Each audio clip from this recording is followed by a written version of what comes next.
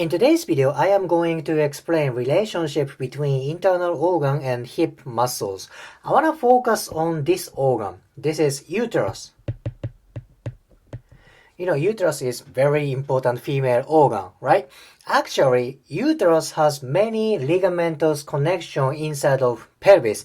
Let's say uterus has connection with sacrum, such. So this is very important organ for sacrum and pelvis, plus hip joint. I want to focus on one connective tissue that is called cardinal ligament.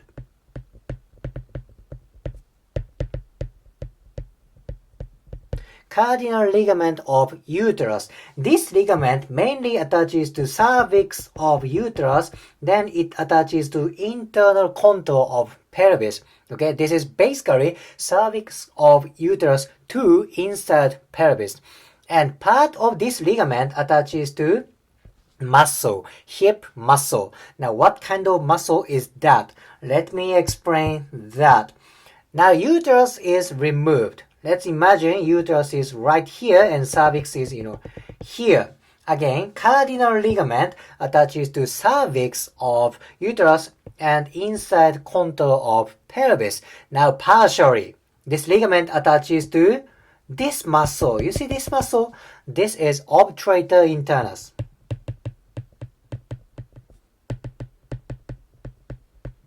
Well, actually, this ligament attaches to fascia of obturator internus. Okay? Cardinal ligament attaches to cervix of uterus to fascia of obturator internus. Oh my gosh, what can I say about this? So, if your obturator internus gets tight, this tightness may create tension for cardinal ligament. Now, where is cardinal ligament going? It is going to cervix of uterus. See this relationship? Fascia of obturator internus, cardinal ligament, and cervix of uterus. Oh my gosh, what if you have tight hip joint? If you have tight hip movement, that may create tightness for obturator internus. Then this tightness may affect for uterus. Why is this so important? Because cardinal ligament is one of the most important suspensory ligaments around uterus. Think about it. Uterus must be, fixed or stabilized in one particular place, right? As I said, uterus is stabilized by, ligament around sacrum and uterus. Of course, cardinal ligaments and other ligaments support position of uterus. If this obturator internus gets tight, that may pull cardinal ligaments this way, not drastically, but it can create, tensile tension, tensile force for cardinal ligament. Now that puts tension, mechanical force for uterus.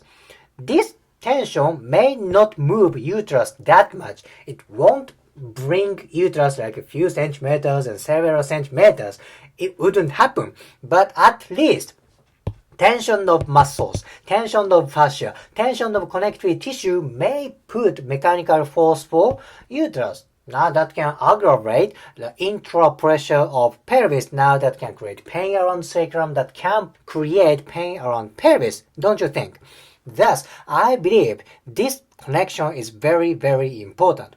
Once again, cervix of uterus, cardinal ligament, cardinal ligaments to fascia of obturator internus. Now let's talk about anatomy of obturator internus.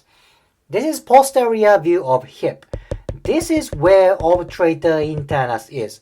By the way, internus means inside. So if there's inside, there should be outside, externus. Where's obturator externus? This is it. This is obturator externus. Obturator externus. This is obturator internus. Plus, it's hard to see from this picture, there's a membrane that separates obturator externus and obturator internus. This is obturator membrane. Obturator externus attaches to obturator membrane. Like that, obturator internus also attaches to obturator membrane. So you can say obturator externus and obturator internus is kind of indirectly connected via obturator membrane. You see this relationship? Obturator externus, obturator internus. These two guys are kind of separated by obturator membrane. Then maybe you can say these two muscles are indirectly connected by obturator membrane. I don't think this is a kind of a right terminology, but I think there is an indirect connection between these two tissues. Okay, obturator externus and obturator internus. What happens if obturator externus gets tight? What can happen for uterus?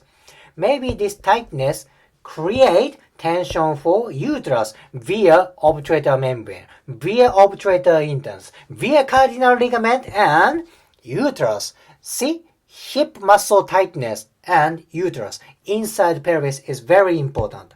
Now let's see more detail about obturator internus. Again, this is obturator internus. There are several important hip muscles. You see these tiny muscles, of course, including obturator internus and obturator externus. These muscles together, they are called deep lateral rotators.